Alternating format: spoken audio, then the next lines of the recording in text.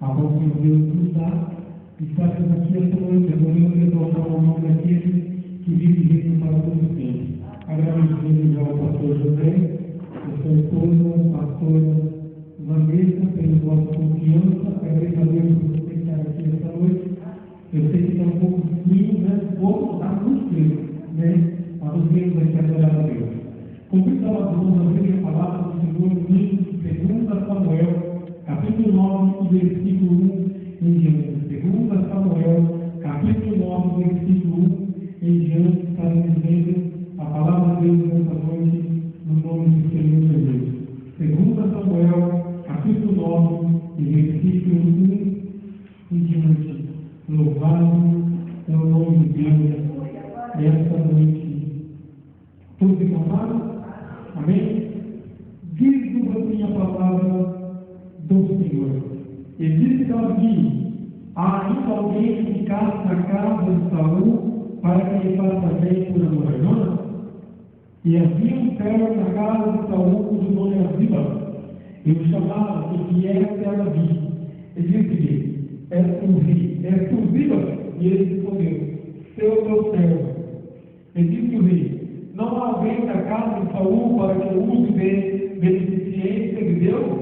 Então disse Ziba ao rei: ainda o filho de Jonas, aleijado diante dos pés.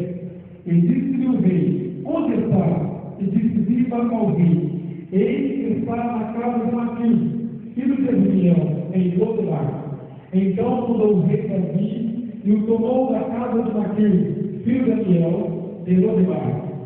E vindo Mefibosete, filho de Jonas, filho de Saul, a Davi, prostrou o rosto em terra e se inclinou, e disse a Davi Mefibosete.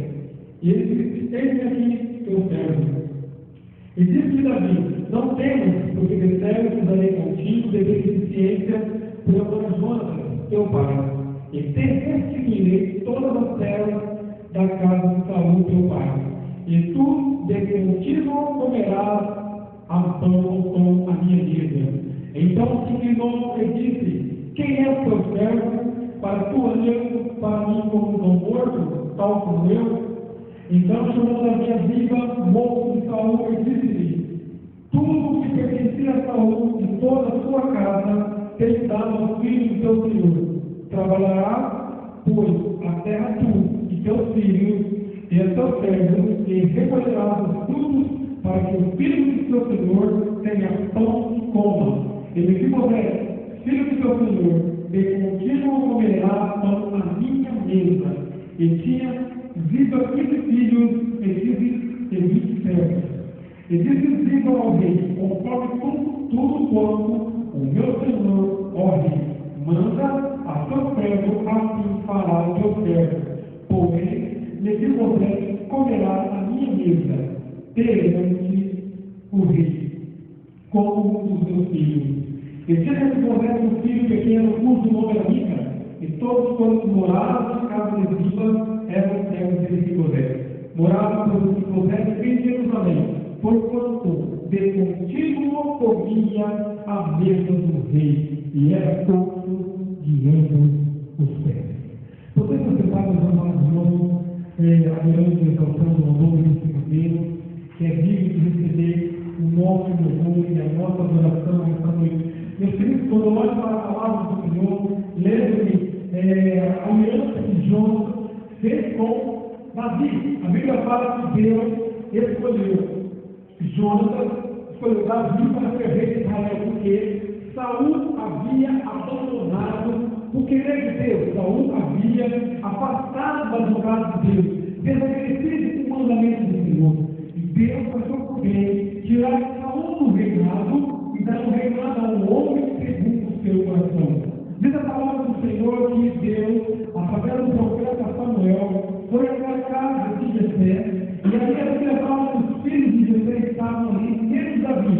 E a Bíblia fala que Samuel observando um dos filhos de Jessé, e ele, a Bíblia fala como um homem que monte em seu coração, pensando consigo que um dos filhos da Davi estavam sendo o rei de Israel.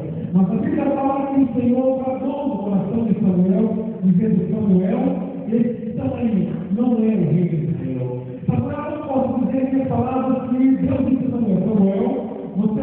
fora, você conhece a pessoa por fora, Samuel. Você conhece a pessoa, a aparência física da pessoa, mas o coração interior, Deus o conhece. Aleluia. E a Bíblia fala que Samuel perguntou para Jessé: acabaram os mocedos, acabaram os jovens? E Jessé disse: não, ainda falta um irmão. Meus queridos irmãos, amados irmãos, nós sabemos que a Bíblia não fala, a história não fala, que quando apacentava-se ovelhas antigamente, nos princípios ali, naquela época, chegamos à conclusão que Davi era uma pessoa não benquista aos seus parentes. Só apacentava ovelhas naquela época, as mulheres e os escravos. Pessoas que olhavam aquela sociedade eram pessoas que não deveriam, não tinham seu devido valor naquela época. E a Bíblia fala que Davi apacentava ovelhas. Chamaram Davi. A Bíblia fala que Samuel ungiu a Davi e o Espírito do Senhor tomou posse da vida de Davi. Naquele momento da unção, Samuel, a Bíblia fala que através de Samuel, Deus profetizara que Davi seria rei de Israel. Deus, ali pela boca do profeta Samuel, profetizara que Davi seria rei de Israel. E a Bíblia nos fala, meus amados irmãos, que Samuel depois voltou para Jerusalém, Davi ficou com seus afazeres. E em um determinado momento, a Bíblia fala que um gigante conhecido com o nome de Golias, um homem guerreiro, afrontou o exército de Deus vivo, afrontou o exército de Israel. E a Bíblia fala que ele perguntava diante dos homens de Israel se porventura havia alguém, um homem, que descesse e pelejasse com ele. Um homem que pelejasse com ele. E se porventura esse homem israelita descesse a Golias, o povo seria escravo de Israel. E vice-versa. E a Bíblia fala que o homem afrontava diariamente no exército de Deus de Israel. E a Bíblia fala que o exército todo se reuniu. Davi, vendo essa afronta, se dispôs a pelejar. A Bíblia fala que Davi chegou diante do rei Saul e falou: rei, eu vou pelejar. E eu imagino Saul indagando a Davi, pastor José: mas como você vai pelejar um homem experiente na batalha? Um homem, imagina, uma muralha humana, aproximadamente 3 metros de altura, há uma barreira humana, penso eu, que Saul poderia ter dito isso para Davi. E a Bíblia fala que Davi falou: rei, eu estava certa feita apacentando as ovelhas do meu pai, e veio um leão e matei um leão. Outra vez eu estava apacentando as ovelhas do meu pai, e de repente veio um urso, eu matei um urso. E a Bíblia fala que Saul deu as suas vestimentas, a sua armadura, para que Davi viesse a pelejar. Mas Davi não conseguiu se locomover com aquelas armaduras, porque aquela armadura era do rei Saul. E segundo a história diz que Saul era um homem muito grande, o seu ombro sobressaía a cabeça dos homens de Israel. Ou seja, a armadura que Saul deu para Davi não tinha como servir, porque era a armadura dele. Davi, pequena de estatura, padrão. E a Bíblia fala que Davi desceu até o riacho. E a Bíblia fala que ele pegou 5 pedras. Alguns estudiosos dizem que essas 5 pedras simbolizam as letras do nome de Jesus. Outros estudiosos dizem que Davi pegou essas 5 pedras. E a Bíblia fala que ele sabia que Golias tinha um irmão gigante. Ele sabia que Golias tinha 4 irmãos gigantes. Davi, quando desceu para a peleja, amada igreja, ele desceu tendo a convicção da sua vitória. Davi, quando desceu para a peleja, ele sabia que uma pedra seria para Golias. E se porventura os irmãos grandes, gigantes de Golias viessem para a peleja, Davi tinha uma pedra para ele também. Meu querido, quando você descer na peleja, desça acreditando com a vitória tua, no nome do Senhor Jesus de Nazaré. A vitória é tua, não acredite nisso, meu amado. Essa vitória é tua, no nome do Senhor Jesus de Nazaré. E a Bíblia fala que Davi matou Golias, lançou uma pedra, aquela pedra cravou na testa de Golias saiu por terra e imediatamente Davi foi, com uma espada, cortou a cabeça de Golias, levantou a cabeça e glorificou ao nome de Deus de Israel.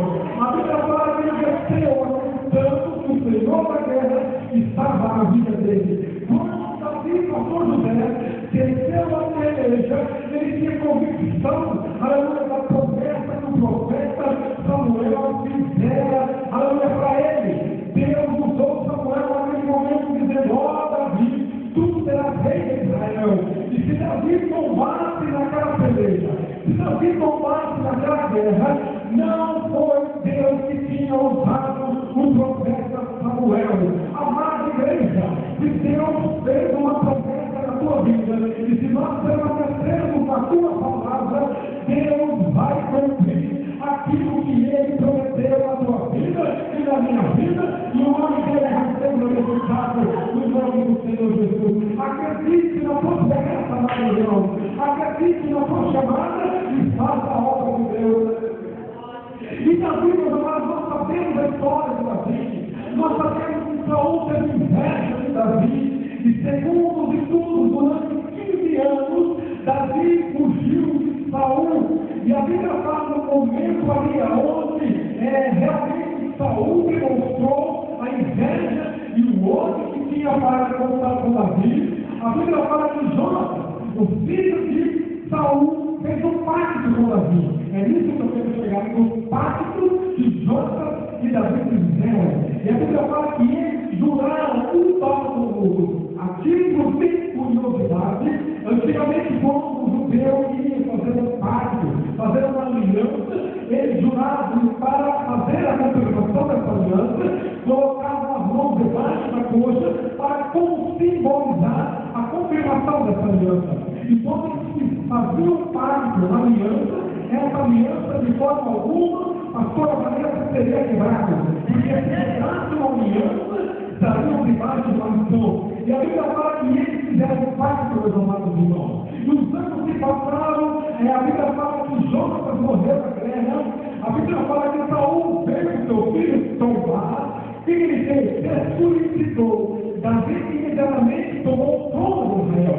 E segundo a tradição, quando o trono era tomado, amados irmãos, todos teriam que morrer. Os primos do rei, os parentes do rei, todos os empregados, todos teriam que morrer, para que futuramente alguém viesse a clamar pelo direito do trono. Então, quando morria toda a linhagem, não tinha sucessor ao trono, e automaticamente não tinha ninguém que viesse a reclamar do trono. Meus queridos e amados irmãos, quando os soldados de Davi começou a ferir ao fio da espada os filhos de Saul, a linhagem de Saul, diz a Bíblia Sagrada que uma mulher cuidava do menino chamado Mefibosete. A princípio, o seu nome não era Mefibosete, o seu nome era Merib Baal, o Senhor contém. Devido à semelhança a Baal, ao Deus não judeu, ao Deus não judeu, o seu nome foi mudado para Mefibosete, aquele que vive de vergonha. E futuramente teve o nome Mefibosete.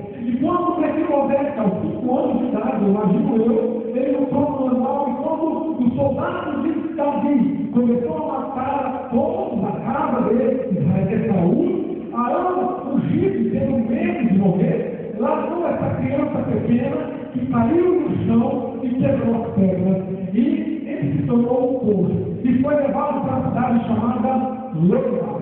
Lodebar significa lugar do esquecimento. Lodebar significa cidade sem palavra. Lodebar significa lugar seco, lugar árido.